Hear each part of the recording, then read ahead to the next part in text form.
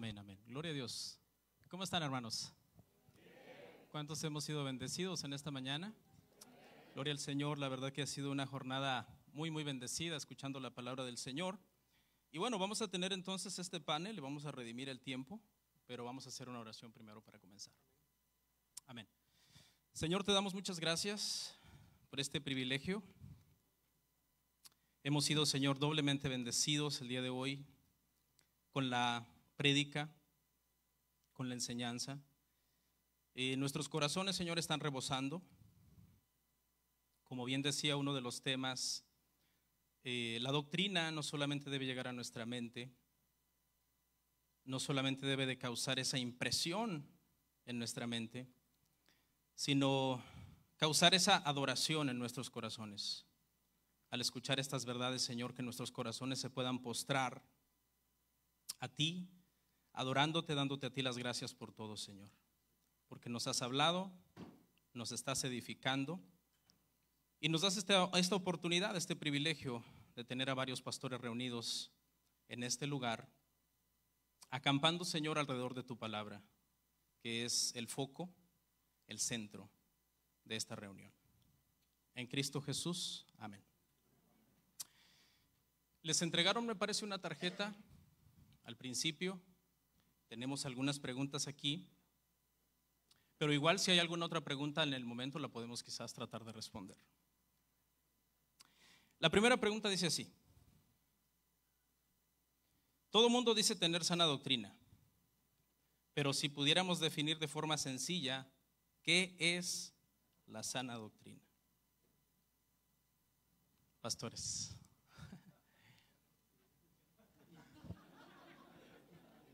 No abusen del hermano Barceló. Bueno, sana doctrina es enseñanza bíblica que parte del texto de Dios, interpretado correctamente. Eso es sana doctrina, entiendo en resumen. Enseñanza predicada correctamente que sale de la escritura de la palabra de Dios y que no es adulterada. No has añadido nada y no has quitado nada de él. Muy bien, muy bien. Ahí quisiera abundar un poquito. ¿Alguno? Bueno, doctrina es enseñanza. Y obviamente todo lo que proviene de Dios para su pueblo es bueno.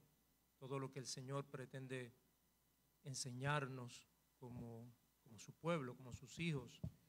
Y ello ha de evidenciarse, obviamente habrá de comprobarse a la luz de la palabra que Él inspiró, y habrá de tener el efecto en los que son expuestos a ella de una transformación continua. Y esto es lo que distingue a las iglesias en las cuales se predica la sana doctrina.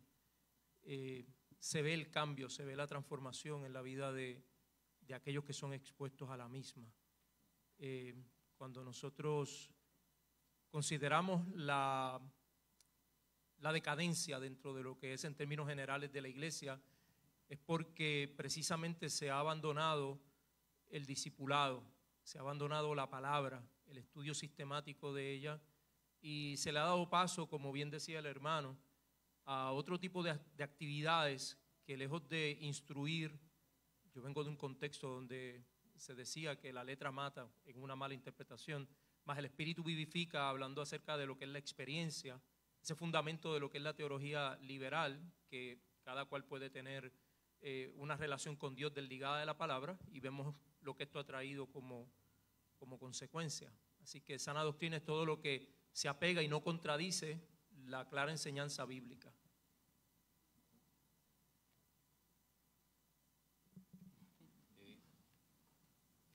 Es una pregunta muy, muy importante, porque si preguntamos desde las distintas denominaciones cristianas, evangélicas, aún a las sectas, todo el mundo dice tenemos sana doctrina. Los únicos que no usan esa fraseología son los grupos, como se decía en la mañana, que rechazan cualquier palabra relacionada con doctrina por tratar de ser muy modernos.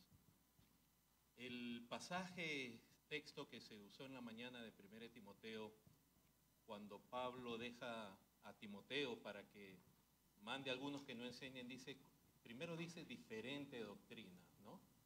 Entonces, quiere decir que la mala doctrina es diferente. ¿Y diferente a qué?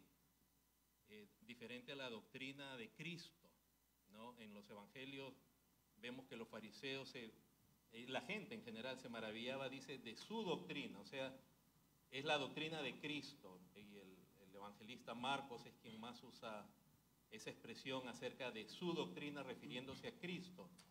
Ahora, nuestro propio Señor decía, en Juan dijo que su doctrina no es mía, sino del Padre.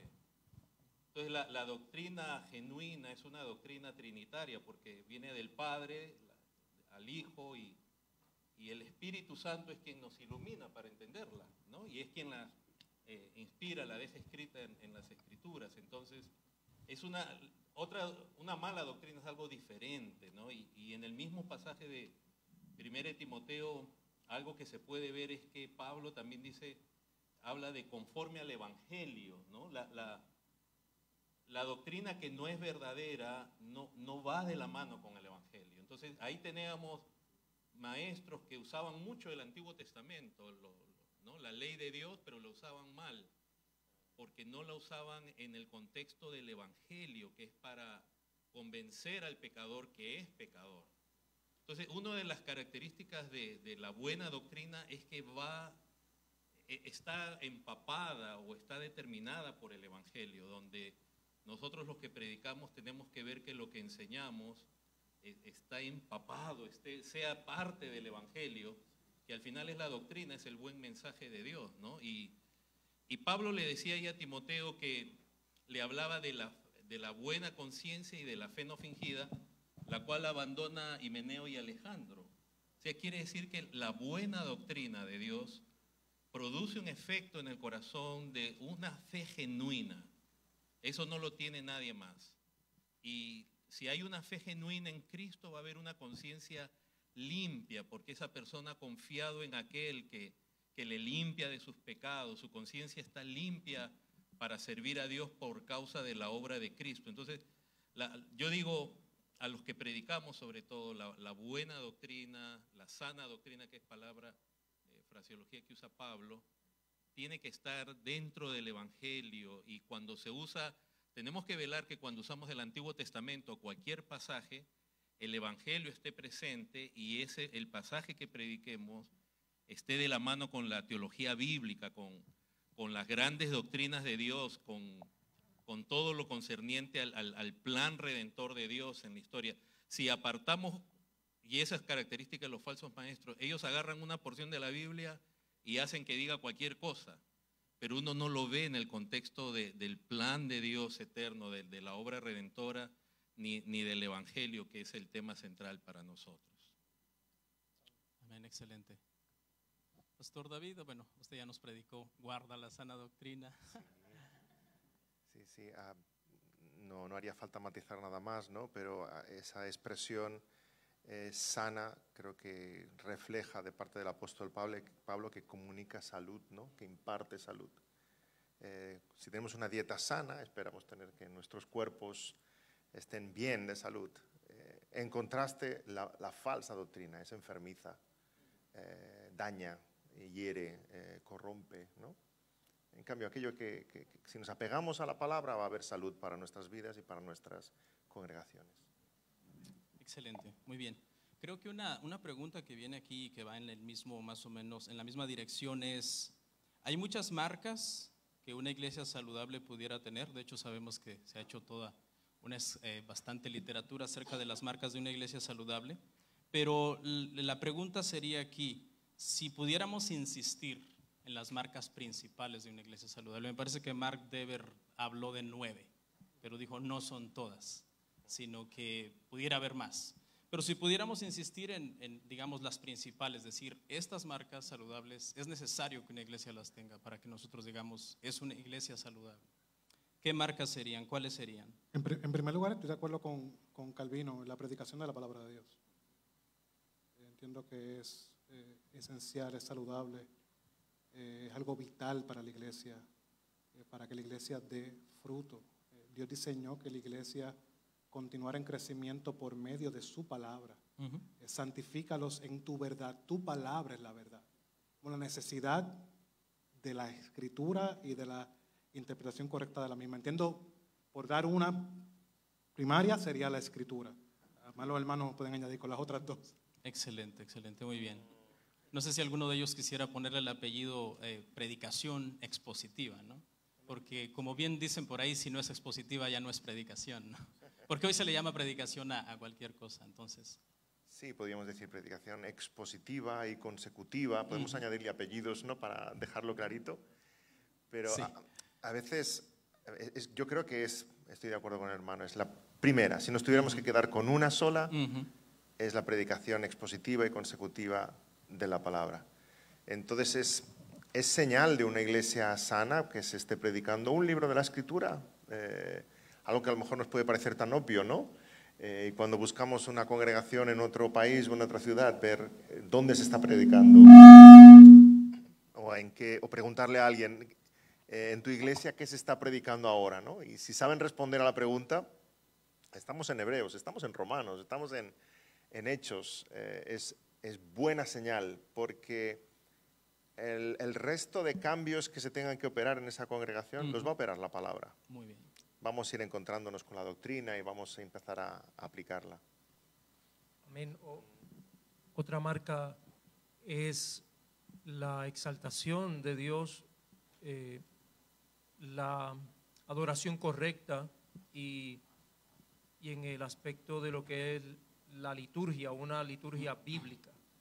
O sea, hoy en día abundan tristemente, y puedo sonar hipercrítico, pero abundan muchas iglesias donde el centro de la adoración no es Dios.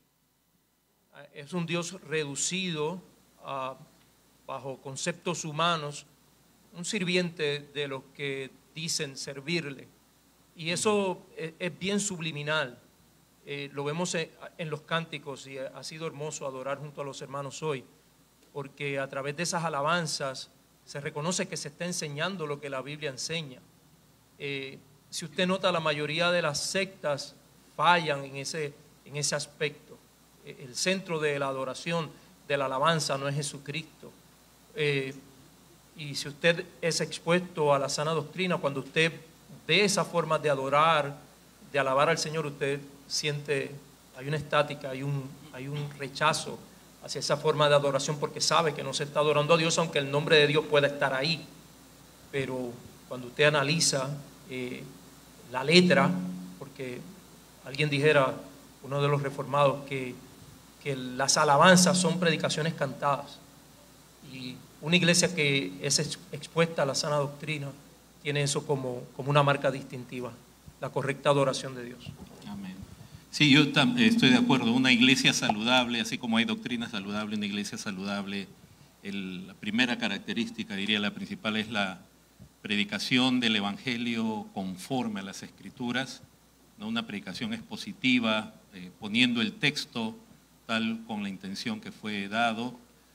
Y junto con ello añadiría siendo la predicación uno de los medios de gracia por los cuales Dios obra, una iglesia que también conoce, practica, valora los demás medios de gracia como la oración, el congregarse, etcétera, etcétera. Y entre ellos entonces también incluiría yo la práctica de las ordenanzas de Dios, como la Santa Cena y el bautismo, que son instrucciones dadas por Cristo mismo.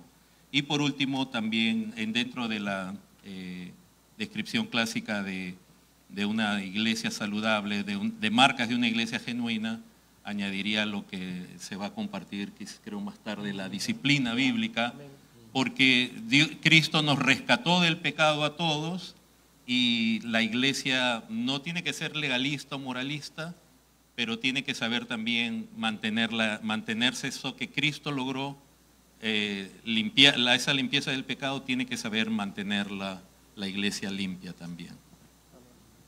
Yo quisiera añadir, atrayendo lo que habló el hermano, algo interesante, y es, obviamente cuando hablamos de disciplina en la iglesia, hablamos de una eclesiología correcta dentro de la iglesia. Yo creo que el mayor problema en las iglesias hispanas es no hay una doctrina eclesiológica correcta. Tenemos que volver a evaluar qué la Escritura nos habla de la iglesia, cómo la iglesia debe funcionar. ¿Quiénes son los que pueden, como hablamos en las primeras sesiones, quiénes son los oficiales de la iglesia bien definidos? ¿Qué es un miembro de la iglesia? ¿Cómo luce? Entonces, ver todas estas cosas son importantes para nosotros tener una iglesia sana, tener una predicación de la palabra. Entiendo que todo lo que hemos mencionado está correcto, pero la eclesiología es algo vital e importante y a veces es relegado a un segundo plano.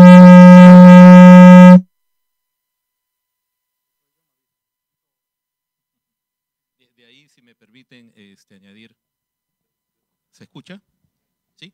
Simplemente lo que está diciendo el hermano, la eclesiología y lo que ya el pastor Medina dijo, tanto en la práctica de la iglesia y en la liturgia, lo que se hace en el culto. Una de las cosas que, por ejemplo, la iglesia ha abandonado, no sé por qué, pero de hace mucho, es la lectura de las Sagradas Escrituras en el culto.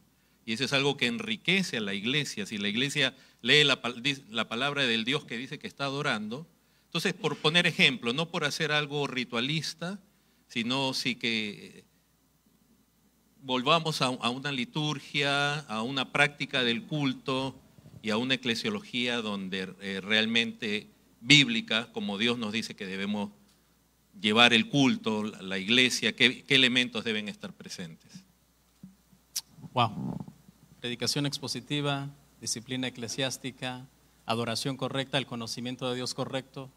Maravilloso, creo que son marcas indispensables en una iglesia que digamos que es una iglesia que se precia de ser saludable. Muy bien, a ver, esta pregunta. Dice, ¿qué efectos tiene la mala doctrina en los oyentes?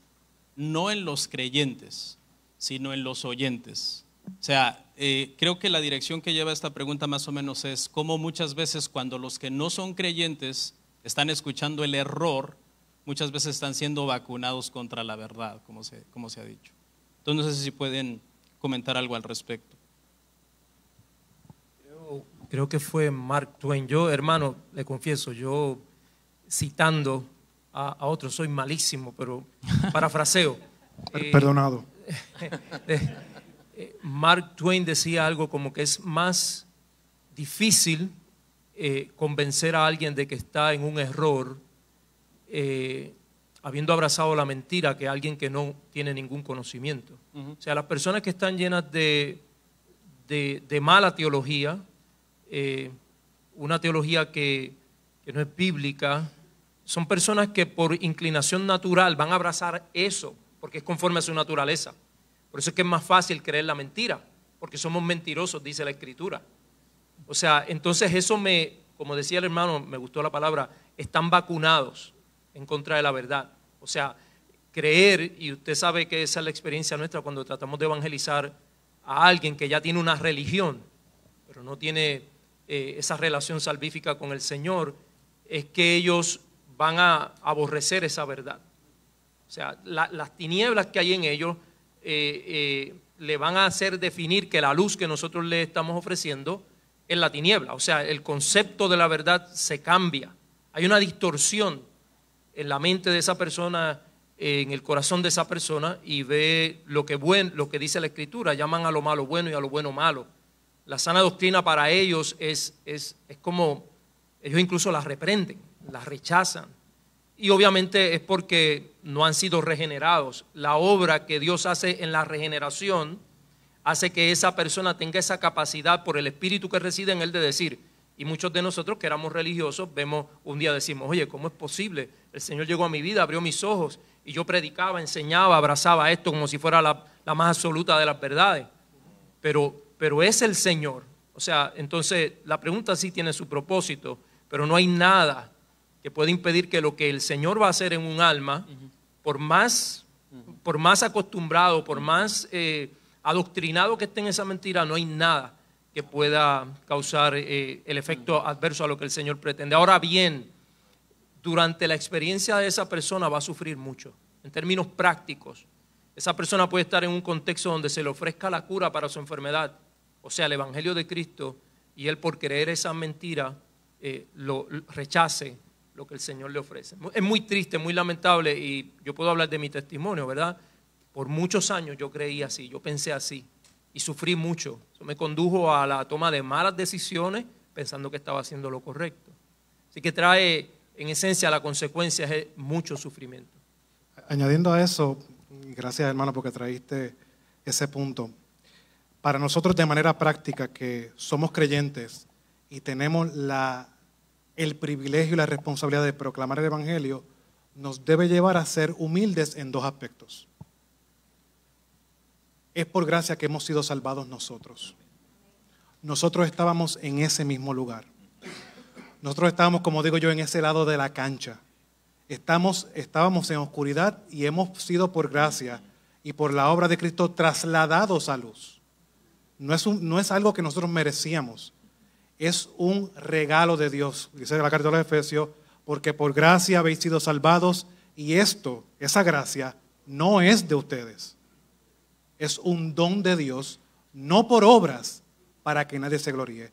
Nadie pudo llegar a tener una relación con Cristo, es por la gracia, Él nos alcanzó a nosotros.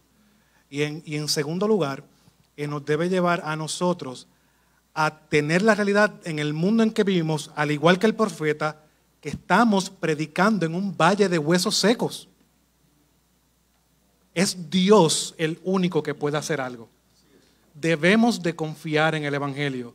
El apóstol Pablo confió en el Evangelio en los momentos más duros y cuando sus circunstancias apuntaban a que no había más nada que hacer. Él dice, el Evangelio es poder de Dios para salvación. Por lo tanto, no me avergüenzo del Evangelio. Esa es la realidad del Evangelio, es el dunamis, es la dinamita para nosotros, es el poder de Dios para que un corazón endurecido sea transformado. Por lo tanto, nos debe humillar en esos dos aspectos. Hemos sido salvos por gracia y estamos llamados a dar por gracia lo que por gracia hemos recibido y hemos sido llamados a predicar a un valle de huesos secos donde Dios es el único que puede hacer algo. Excelente, muy bien. Bueno, continuamos entonces. Vamos a ver, dice, ¿en qué peligros incurren los pastores que están pastoreando solos la iglesia? Es decir, donde no hay una pluralidad de ancianos. Creo que ya se mencionaron algunas cosas en la enseñanza, pero no sé si hubieran algunas otras cosas que quizás pudiéramos comentar. ¿En qué peligros incurren los pastores que están pastoreando solos la iglesia? Donde no hay una pluralidad de ancianos. Tomo la parte porque me viene un pensamiento mientras el hermano predicaba. Barceló hablaba acerca de eso, precisamente de la necesidad de la pluralidad. Yo estoy, ¿verdad?, como plantador de iglesia solo hasta este momento, pero yo le pido al Señor que traiga a alguien, porque mi corazón es muy engañoso, es muy perverso. La soledad duele. Hablo desde la perspectiva de alguien que está plantando una iglesia solo, ¿verdad?, que no tiene un pastor consigo. Y segundo, es muy peligrosa. Es muy peligrosa. Porque al no tener a alguien que pastoree, vele por uno pudiera caer en la tentación de la serpiente de Satanás, ¿verdad? Uno pudiera creerse más de lo que en efecto es y es vital, es necesario que la iglesia ore, no solamente el ministro, sino la iglesia ore para que el Señor le envíe más líderes, que levante líderes para la realización de esta obra y así muestren amor para con el pastor. Si el pastor se resiste, que sería verdad la pregunta, si el pastor no quiere traer a otro pastor, hermano, pues entonces habría necesidad de confrontar a ese pastor por la iglesia. No sabemos el contexto, ¿verdad?, de que esté cada uno aquí, pero debe ser el anhelo del pastor y de la iglesia. Si no hay armonía en ese deseo de que Dios levante más líderes, ya bien sea porque el pastor no lo quiere o porque la iglesia no lo entiende, hay mucho peligro, es muy peligroso. El mayor engaño que yo he visto al que estamos expuestos, perdón, como un paréntesis, la exposición de la palabra fue muy clara, fue muy útil, aún si alguien está solo, debe desearlo, como lo está diciendo en este momento el pastor, debe desear no estar solo, porque es mandato de Dios y porque no es el estado óptimo ser pastor solo. Y esto es chocante porque en el contexto de plantación de iglesias en Estados Unidos más bien se estimula mucho que se abran iglesias personas solas.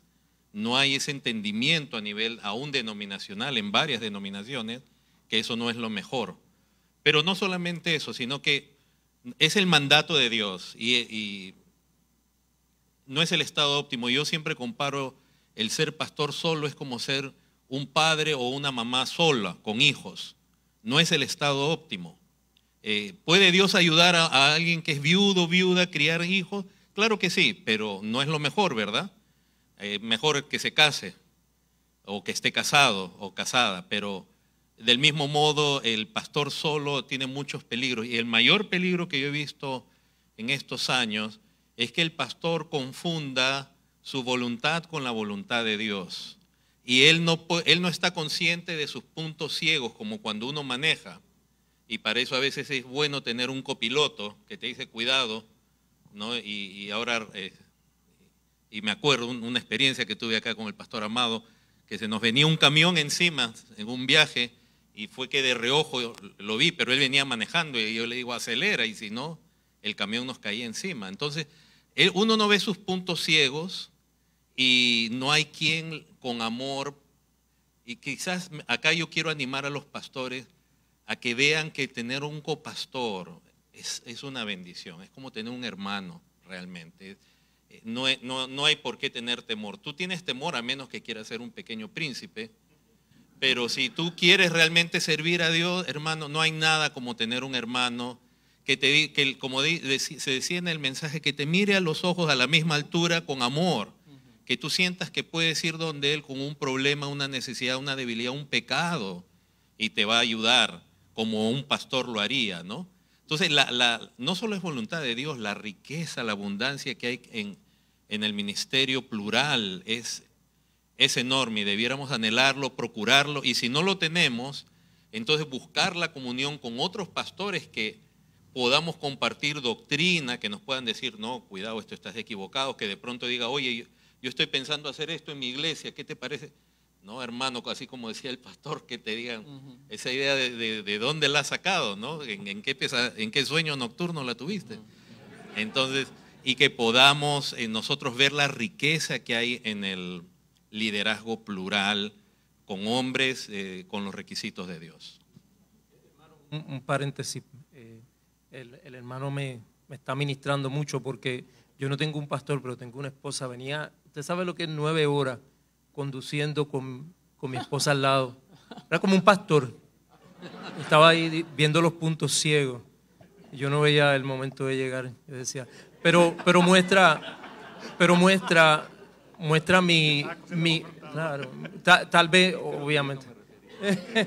Pero lo que quiero decir es que tal vez lo que yo estoy pidiendo cuando llegue en efecto me resulte incómodo, ¿verdad? Tenemos que tener esa disposición. Entonces creo que Dios prepara muchas veces la llegada de un ministro, nos prepara nuestros corazones, no trayendo el ministro, sino a través de la esposa, de ese hermano que te dice cositas que no te gustan, y la palabra misma, y predicaciones como esta, que no es solamente asentir, decir amén, sino decir, me va a pasar, me van a decir que soy un tonto cuando presente la gran ideota. Así que tiene uno que estar dispuesto también a recibir esa bendición. Sí, ¿se me oye? Habéis tocado varios puntos que creo que son importantísimos y buenísimos, ¿no? En primer lugar, muchas veces no hay pluralidad porque no la deseamos realmente, ¿no? Es mucho más cómodo estar solo, no tengo nadie que me estorbe los planes, yo con mi mismidad, ¿verdad? Me miro al espejo, me doy la razón en todo y adelante. Y ya está. Es más laborioso ampliar equipo, tener que sujetarse, ejercer humildad, que alguien tenga una idea que contrarresta la tuya, etc. Pero hay que estar muy convencido y ver qué es lo que tenemos en la palabra, ¿no? Y en segundo lugar, ha de ser intencional. A lo mejor yo no veo a nadie en mi congregación que pueda ser pastor junto a mí, pero a lo mejor veo ese carácter en un joven de 20 años y digo, bueno, pues tengo 10 o 15 para prepararlo. hay que invertir tiempo, dedicación, que nos acompañe, que conversemos, que viajemos juntos, que cuando uno tiene esa intencionalidad, ahí tendrás un futuro ministro a tu lado, ¿verdad? Entonces, cuando uno tiene en su corazón esa pluralidad y está convencido de que la iglesia es la que debe reconocer pastores y forma el carácter de sus futuros pastores, Entonces empezamos a trabajar como el que está en una cantera. Realmente van a venir, pero hay que ser intencional y abogar también por esa pluralidad intergeneracional. Qué hermoso es que haya pastores con 50, 60 años y ya llevan 30 de ministerio, incorporando a pastores jóvenes con 25, 30 años, que van a aprender mucho y van a heredar mucho de ellos, de manera que el día que nos retiremos vamos a estar dejando otros pastores con 20 años de experiencia que hemos vivido juntos, ¿verdad? Yo creo que eso es lo que encontramos en las Escrituras cuando Pablo está haciendo ese relevo con Timoteo. Pablo no dice, ay vaya, ahora ¿quién me va a sustituir? ¿No? Lleva mucho tiempo trabajando con Timoteo, con Epafrodito, con Tito, y Pablo se puede ir contento y feliz de que está dejando ese relevo en otros varones. Yo, si me permite añadir solamente, un genuino pastor realmente tiene un corazón de padre. Él ha visto la gracia de Dios con él, recogiéndolo de lo que no era, de ser nada, de ser pecador, a lo que ahora es. ¿Cómo él no va a querer que otros hermanos en su iglesia sean hasta más que él? ¿No es lo que un buen padre desearía? Que si uno llegó aquí, sus hijos lleguen más allá. Entonces un buen pastor anda buscando oportunidades. Pablo se lo secuestró a Timoteo, digamos, de su madre, ¿no? Vio el potencial y lo formó. Entonces debemos ver eso, que considerar también que un día vamos a pasar. Nadie tiene un cheque de vida comprado, o sea, garantizado hasta los 80 años de edad. ¿Y quién queda en la iglesia, no? Pero en cuanto de nuevo a los beneficios, muchos pastores están agotados, a punto de tirar la toalla porque están solos. Y entonces ahorita el pastor Almeida ha hecho algo muy sabio que yo me vino a la mente, porque hay muchas esposas de pastores que están también al borde. No sé si de un ataque de nervios o qué, pero están al borde. ¿Por qué? Porque el pastor, al no tener otros pastores, llega a la casa, la esposa lo ve tenso. Y los hombres no hablamos siempre con las mujeres todo, así somos, ¿no? Y las esposas son muy lindas también, pero a veces creen que lo que pasa es culpa de uno. Y no tiene con quién hablar el pastor, o a veces el pastor, algo que yo procuro siempre es cuidar la salud espiritual de mi esposa. Entonces a veces uno recibe una noticia o una consejería difícil y a veces se le dice a la esposa y la esposa no está preparada para eso. La esposa no es la llamada a ser pastor y la pobre esposa está que se entera de unos problemones en la iglesia, y entonces tenemos que velar por nuestra salud espiritual, pero también por la de nuestras esposas. El liderazgo plural ayuda mucho en esto. Y por último, pastores, piensen en unas buenas vacaciones.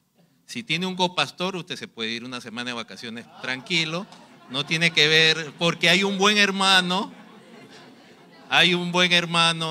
tomando el lugar suyo, buenos hermanos sirviendo, ¿no? Y no solamente vacaciones, me refiero, tenemos la bendición de tener al pastor Barceló aquí y a otros pastores que van a estar mañana domingo. A alguien allá, espero, los está reemplazando, ¿verdad? Y esa es una gran bendición que no se tiene cuando uno está solo, ¿no? Fíjese cómo la sana doctrina lleva a esta conclusión de la necesidad de la pluralidad de pastores. O sea, está ligado. Una iglesia cuyo pastor muchas veces, no siempre, cuyo pastor no predica la sana doctrina, no va a predicar eso. No se va a sentir emplazado por la palabra para promover eso. Excelente, wow. Damos gracias a Dios por todas esas respuestas que tienen la sabiduría del Señor para guiarnos a todos nosotros como iglesia. Aquí tengo una pregunta muy interesante. Dice, ¿qué debería hacer o qué debe de hacer una persona que se da cuenta que no está en una iglesia saludable, ¿no? Las personas se comienzan a exponer a la predicación expositiva, o ir en internet a otros predicadores, a leer, a estudiar, y de repente se dan cuenta y dicen, no estoy en una iglesia tan saludable como pensé. ¿Cuál sería el procedimiento que ellos deberían de hacer para no hacer daño a su iglesia local? Antes de eso, entiendo que muchas veces olvidamos la realidad de tienes que acercarte al pastor de esa iglesia. Tienes que sentarte con él. Porque muchas veces lo fácil es irte. Pero realmente estamos mostrando amor estamos amando al que piensa diferente que nosotros, porque creo que la Biblia nos manda a ser amables con ellos, aunque piensen diferente que nosotros. Porque el amor no son cosas hergéticas, el amor son errores doctrinales. Y nos podemos sentar a hablar de eso. Pero realmente yo entiendo que lo primero es orar. Tú como creyente tienes que orar y buscar, como habló el doctor Barceló, la realidad de ver cuál es tu motivación para hacer eso. Te estás acercando porque viste a Sugel o viste a Miguel Núñez hablándolo en YouTube y realmente tu iglesia no lo hace y te vas a acercar porque no te gusta lo que la iglesia está haciendo. O sea, tu motivación es piadosa o es centrada en ti. Eso es lo primero que hay que evaluar antes de hacer cualquier movimiento. Hay cosas que son, que realmente elevamos a un nivel canónico. Yo he tenido varias experiencias, hermano, en la plantación de iglesia y en mi contexto. Una persona me cuestionó, y yo tengo, verdad, mi opinión, no la voy a dar, pero me cuestionó por qué nosotros colectábamos la ofrenda pasando, verdad, el plato cada iglesia, y aclaro, hermano, no hay nada pecaminoso en hacerlo así. Pero la persona me preguntó que por qué lo hacíamos así. Me hizo varias preguntas que de inmediato yo identifiqué el estándar, el perfil que él estaba buscando en la iglesia, y como decía el hermano, era un perfil que estaba cimentado, basado en un predicador que él sigue de las redes sociales. Y me preguntó que por qué pasábamos que por qué no poníamos un buzón afuera y yo le pregunté, hermano, se ha hecho siempre así, siempre se ha hecho así, ¿verdad? Por la tradición, no hay nada malo en eso. Y entonces pues me apeló, me dijo, no, hermano, lo que pasa es que hay personas que no pueden ofrendar y cuando le pasa ese plato los avergüenza, ¿verdad? Le pasa el plato por el frente y todo el mundo está mirando que el hermano nos dio, por eso oramos para que Dios le provea a ese hermano para que pueda ofrendar, ¿verdad? Pero cosas como esa, hermano, tienen que tener mucho cuidado de no elevarlas a un nivel que no es apropiado para la toma de decisiones con relación a eso. Amén. Yo diría, si me permite, de manera práctica, si usted ve que su iglesia, de pronto Dios le está abriendo los ojos a usted y está disfrutando de buena enseñanza en el internet, ha ido a una buena conferencia, entonces cuando vuelva a su iglesia sin forzar y con mucho amor y aprecio, porque eso lo percibe la persona. Si usted va a ir a su pastor como tratar de corregirlo, o sea, la actitud de uno puede ir con el deseo de corregir a alguien, pero la actitud siempre tiene que ser humilde, tiene que ser de amor. Regálele un libro, pastor, mire, lee esto, estoy leyendo esto. Pastor, mire, escuche, vea esta prédica, la he escuchado, me parece linda, ¿qué le parece? Ahora, solo Dios, así como hizo con usted la obra, solo Dios puede hacer la obra en el pastor, así que también dele su tiempo. Nosotros no podemos ir presionando a la gente y lo que debemos hacer, como ya se ha dicho muy bien, es aprender a amar, a ser pacientes unos con otros, a desear el bien para los demás. Y yo diría que ya uno la situación para uno irse de una iglesia tiene que ser muy dolorosa, y es porque tanto el liderazgo como la iglesia quizás ya ha hecho parte de ellos, ha abrazado inmoralidad o errores doctrinales serios, quizás herejía, y la hacen parte de ella y no quieren salir, quieren arrepentirse. Ya uno hizo lo mejor, oró por ellos, trató con materiales, con distintas invitaciones de que ellos conocieran, pero no quieren albergar o aceptar la verdad. Ya entonces, después de que uno hizo todo lo posible, quizás recién entonces a uno ahí puede considerar el salir, ¿no? Muy bien, muy bien. Bueno, han pasado varias preguntas. Hermanos, no les vamos a garantizar que las respondamos todas porque tenemos un tiempo un tanto limitado. Tengo entendido que nos quedan unos 5 minutos, pero vamos a ver si cerramos. Dependiendo acá también del pastor, podemos alargar un momento según el schedule. Aquí hay una pregunta muy interesante. Hemos estado hablando mucho de las cualificaciones de un varón para que sea llamado al pastorado, para que se le ponga, mejor dicho, ¿no? Porque en realidad es Dios el que le ha llamado y la iglesia solamente le ordena, ¿no? Le reconoce el llamado. Pero si es un varón casado, ¿qué cualidades debería tener su esposa para que, verdad, sea algo que, obviamente él va a estar trabajando en conjunto con su esposa también, aunque él es el pastor y ella es la esposa solamente, pero ¿qué cualidades se deberían de ver también en la esposa de este futuro candidato al pastorado? Las cualidades que tiene otro creyente. Hay que hacer la distinción de que, y eso lamentablemente dentro de las iglesias hispanas pasa mucho, de que la esposa del pastor tiene que cantar. La esposa del pastor tiene que enseñar a las damas, pero si ella no tiene el don de enseñanza. Entonces no podemos tener una métrica o una manera de medir a nuestras esposas que no es bíblica. Ahora,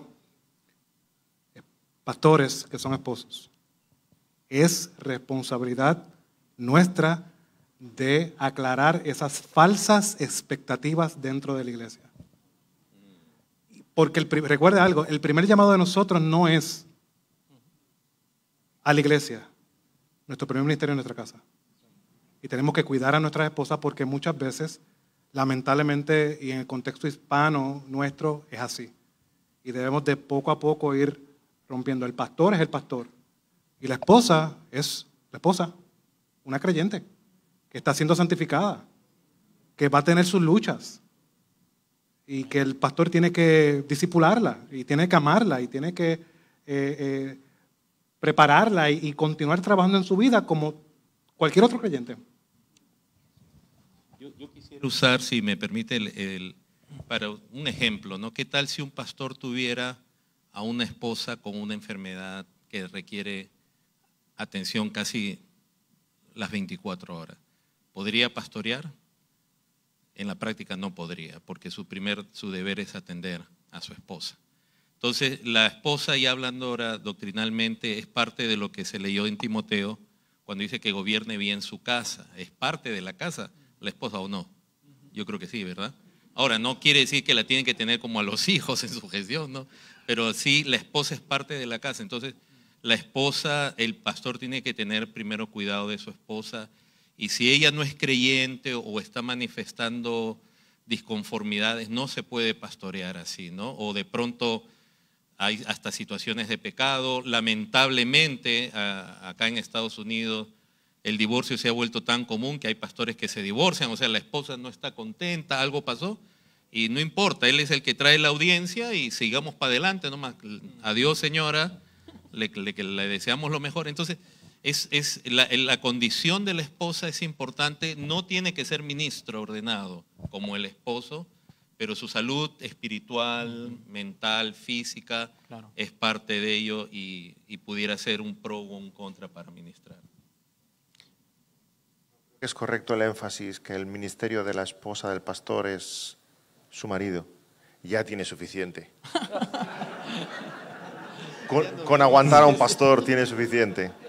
Y cuando llegamos a casa el domingo por la noche, que nos tiene que recoger con la pala y la escoba de agotados que estamos y ministrarnos a nosotros, ministrar su hogar, no pongamos sobre ellas unas expectativas de superwoman que tiene que hacer de todo en la iglesia, en absoluto. Lo mismo es aplicable a los del pastor. Yo pido de mis hijos que sean un joven cristiano más, como los que hay en la congregación. No hay un plus sobre ellos por el hecho de que sean hijos de pastor. Muy bien, excelente. Hermano, y también el modelo que presenta la Biblia es Sara. Dígale Señor a su esposo. Es broma, hermano. Es broma. No, pero la verdad, el modelo para la mujer no es Eva. Eso sí, no es Eva. Debe ser una mujer virtuosa, una mujer que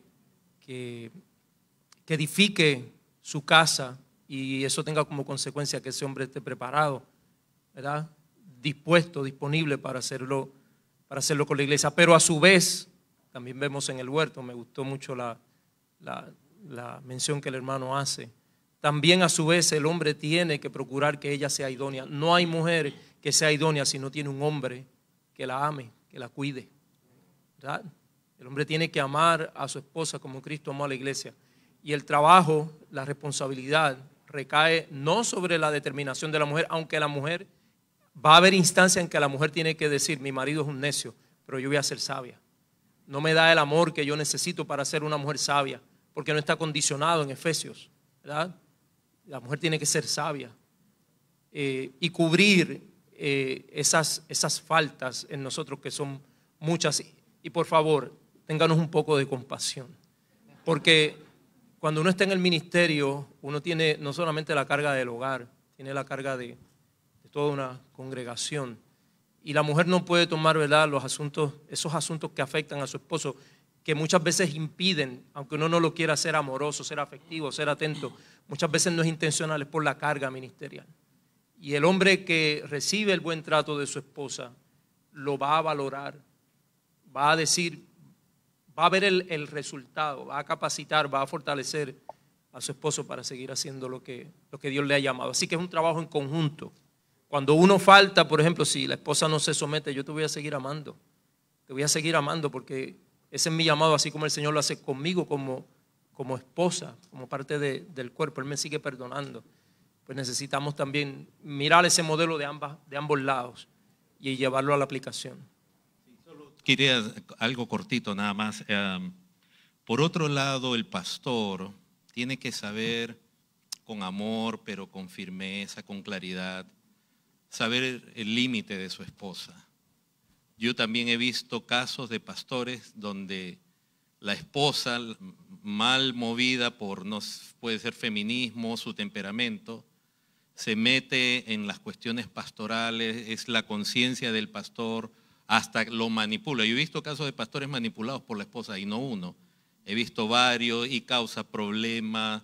Y hay mujeres que tienen a veces, no ustedes, hermanas, yo sé que acá, pero hay algunas que desarrollan un celo contra otras mujeres o ciertas cosas que no son saludables, sobre todo en América Latina se ve mucho que somos tan temperamentales. Entonces, el esposo debe también saber poner, ¿cómo pudiera decir?, límites en cuanto a que la esposa puede ejercer sobre él como pastor, ¿no?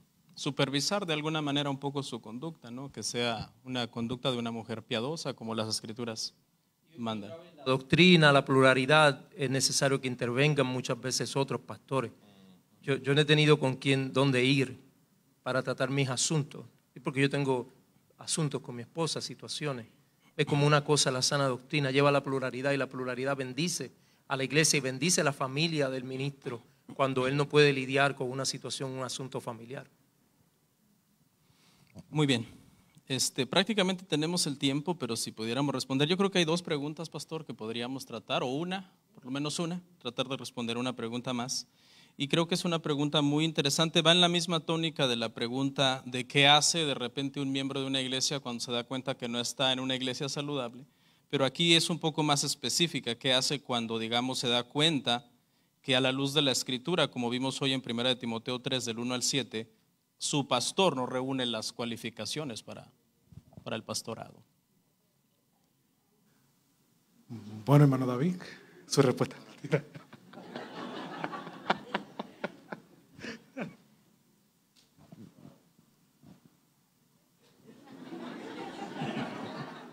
Muy buena pregunta. Aquí yo especificaría, estamos hablando de un pastor como pastor único, eso es tremendamente problemático, o estamos hablando de un pastor en una pluralidad, eso tiene una vía de solución. Sí. A veces nosotros en el curso de membresía que tenemos con nuestra congregación incidimos en eso, ¿no? Si algún día, hermanos, ven una falta en mí, aquí hay dos pastores más.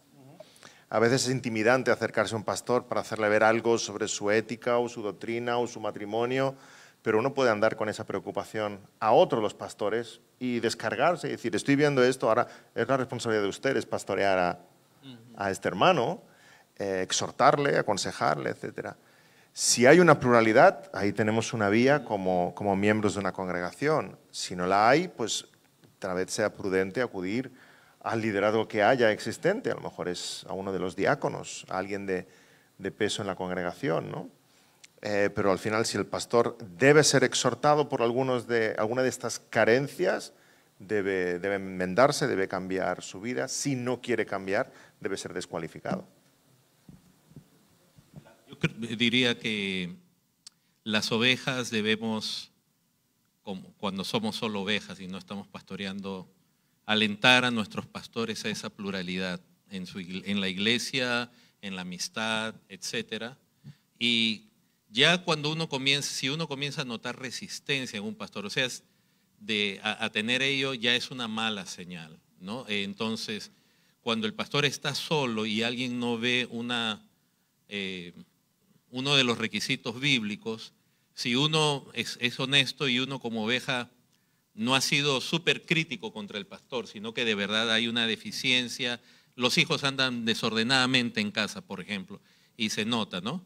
Entonces, de nuevo, ya le toca más difícil hablar con él y decirle, pastor, ¿no? Y veo que está teniendo problemas, necesita ayuda, ¿no? El problema más no es tanto hablar con el pastor, sino cuando el pastor que está solo asume una postura de autoridad y a mí nadie me dice nada, a mí nadie me corrige. Ahí es donde, ese es un paso previo para una caída, ¿no? Pero qué lindo cuando a un pastor le dicen, alguien con amor, pastor, veo que tiene este asunto, y el pastor recibe la ayuda, eso es algo muy precioso. Así que cuando vamos a ayudar a alguien tenemos que siempre tener buena expectativa y un buen deseo de verdad de que el hermano acepte la corrección y Dios solucione ese problema que está él viviendo, ¿no? Añadiría la realidad de lo que nos habla, creo que es Mateo 18, sobre la disciplina. Tú tratas a ese anciano como otro creyente. Vas, te acercas a él, la parte ofendida, porque a veces olvidamos dentro de la disciplina de la iglesia, y sé que van a hablar de ese tema más adelante. La parte ofendida es la que se acerca, buscando la restauración. Entonces, acercarte a él y si no, buscar dos testigos. Y si no, exponerlo a la iglesia. Así que Cristo nos manda a manejar los asuntos dentro de la iglesia. Y siempre recordando, hermano, que me escucha, que eres un miembro fiel de tu iglesia local, siempre con el fin de que tú entiendas que la iglesia no está para llevar tus planes o tus agendas a cabo. La iglesia es de Cristo. Él fue el que dio la vida por ella, no fuiste tú. Entonces, todo tiene que ir bajo esa realidad, esa humildad, esa mansedumbre, soportando muchas veces las faltas con amor, porque muchas veces hay que ver, en ese caso específico, hay que ver en qué no cualifica, porque si es un miembro, un anciano que fue cualificado por otros ancianos, hay que ver un poquito el contexto de la pregunta y la circunstancia para ver cuál es el contexto que se está dando para llegar a una conclusión. Pero yo entiendo que Mateo capítulo 18 es claro en cuanto a la disciplina de la iglesia. Termino con esto. Si uno va hacia un pastor, de verdad que uno tiene que estar seguro que lo que va a mencionar es una falta objetiva, no que me parece. Yo he tenido personas viniendo a mí y dicen, me parece que usted no es pastor, ¿por qué? Y te comienzan a dar, no, bíblica objetivamente, dime por qué. Señálame pecado o alguna falta que bíblicamente tenemos que aprender cuando hablamos de pecado, de deficiencia, hablar objetivamente, no según el parecer. Entonces, en una ocasión a un hermano que vino y dijo, yo creo que me voy de la iglesia porque creo que usted no es pastor, que esto, que el otro, le dije, está bien, ¿te parece que si tu opinión la compartes con otros pastores?